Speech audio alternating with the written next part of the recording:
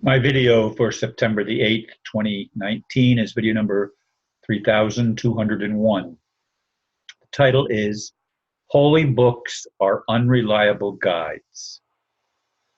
This subject comes up repeatedly because so many, like me, were taught that these writings were from God and therefore infallible. I would not have read the Holy Bible through every year for over 20 years of my life if I did not think it was divine revelation. My parents said it, and I believed it. How I missed the contradictions shows just how effective their training was for me. Simply the idea that fallible humans were even capable of perfection is absurd. Then there are all the traditions from one language, translations, from one language to another. To think that nothing is lost in these translations is simply illogical, as my friend Aristo stated when we talked and recorded the previous video. Our responsibility as individuals is enormous. We must hear the voice for ourselves, the inner voice of God. Does that even exist? If so, how can we be sure? As I've said, the idea of a jealous, insecure God is even more bizarre. Omnipotent, omniscient, omnipresent are supposedly aspects of this God. Really? Give me a break. I may have been blinded by belief much of my life, but not anymore. Now I question lots of things. What is real for me is experience, magic tricks notwithstanding. I say that last sentence, magic tricks notwithstanding, of course, because my friend Steve is a professional magician. And I'm going to read some comments he made on one of my previous videos. He said, I think this is in the Bible. Calleth those things which are not as though they were.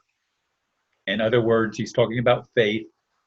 You have to fake it till you make it, is the point that he's trying to make, which, of course, I absolutely reject the fake it till you make it concept. I absolutely, positively reject the idea that we can arrive at truth by lying to ourselves. It's impossible.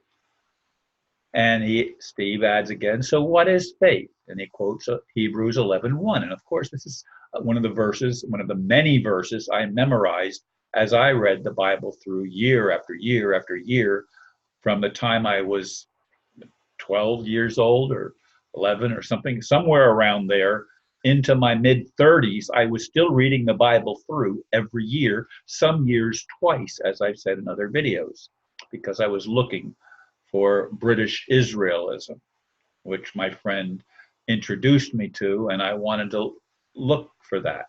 Anyway, Steve is again, I'm going back to his comments. The word substance in the Greek means that which has actual existence. Well, that may be what it means in the Greek. But scientists now tell us that nothing has actual physical existence. It's all a delusion because it's mostly empty space. That's what we're told. Of course, I can feel it, as I've made that point in other videos. And the word evidence in the Greek means tested, evidence enough to find you guilty if you are brought before a judge. Now, that's an interesting thing because all of the court systems in the world are fake. They, in this country and most of the Western nations, the financial people have taken over the legal system so that plain, simple common law no longer applies. You can find so many levels of legal dictums that everybody becomes guilty of something. And none of us are innocent. Well, in a sense, maybe none of us are innocent from a purely spiritual point of view, in that we've never had a bad thought. And thoughts are things, according to some people. So if we've had a bad thought, well, that could be the equivalent of actually having committed the act. Now, that's what some people imply or actually say. Is it true? To me, it's more nonsense. A lot of the things Aristo says, I can resonate with. Some of the things I still don't get because we're all on a trajectory of learning and we're in a world of great deception. We're in a world where everything has been twisted and almost everything is manipulated for a financial gain of some sort because money was the control grid put in place to convince humans that they were no longer slaves. But in fact, all of us are slaves to that which we are unaware of. We're slaves to the unknown.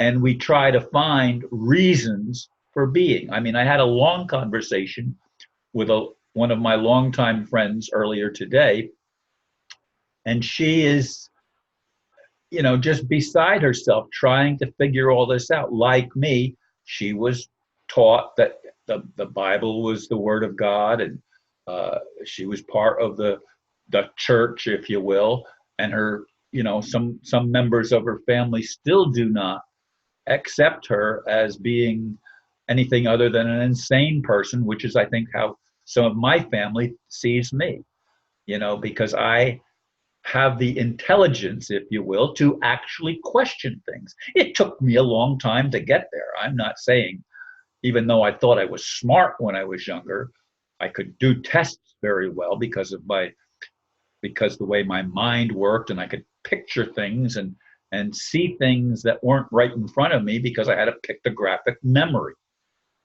Maybe not perfect, but in many instances it worked really well, and especially in taking tests because I could picture the answers on the pages that I was looking at.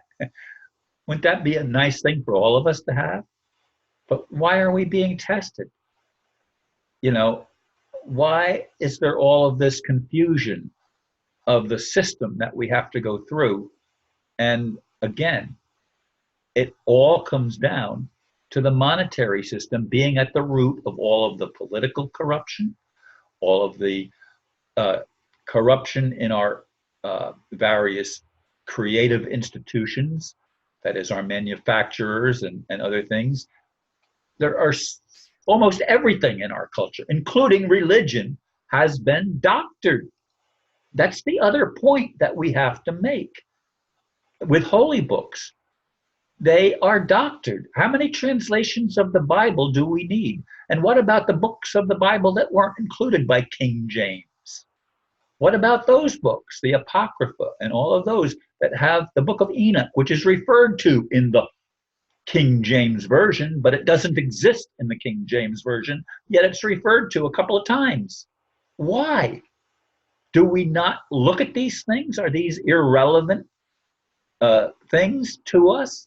Well, to many people, they are irrelevant. And I still have lots of friends that God said it, I believe it, that settles it. And that's the attitude. But God didn't say anything. Man said what he thought God was saying. But the whole system has been corrupted. Everything has been twisted. Now, that doesn't mean that I don't believe that there's truth in Shakespeare, for example, or in books that are not considered holy books. There's truth in lots of things, including the Bible, including the Quran, including the Bhagavad Gita, including the Book of Mormon, and all of these other writings, many of which I have on my shelf, or at least commentaries on them. And I've tried to learn, but the more I learn, the more I realize I don't know. So I've become an agnostic. I'm not an atheist, because that means I believe there is no God. No, I believe I don't know enough, whether there's a God or not. And if there is one, I wish he'd take responsibility for creation. That's all I'm going to say in this video. Thank you for listening. Namaste.